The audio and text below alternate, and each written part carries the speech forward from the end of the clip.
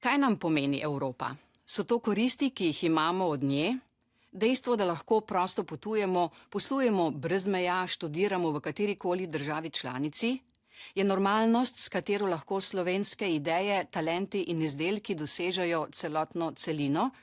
Ali nam pomeni kaj več? Seveda nam pomeni kaj več, mnogo več.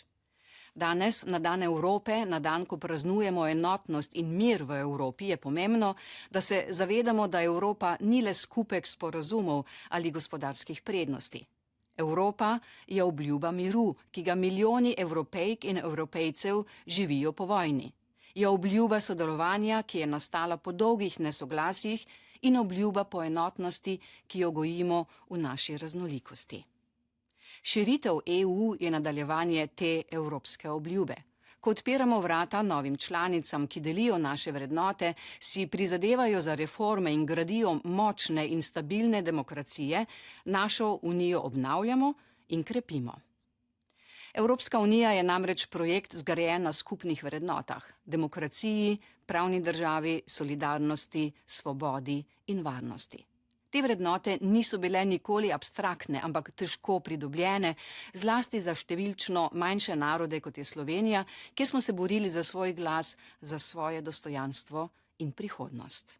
Slovenija Evropsko unijo sooblikuje že več kot 20 let.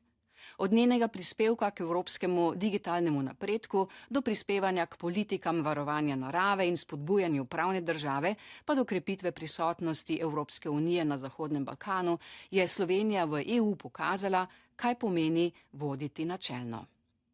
Vem, da so nam tukaj v Sloveniji zgodbe naših sosedov na Zahodnem Balkanu, v Ukrajini in v Moldaviji blizu. Razumemo, kaj pomeni hrepeneti po Evropi, se boriti zanjo in ji pripadati. Naša solidarnost je zato pomembna. Naš glas je pomemben.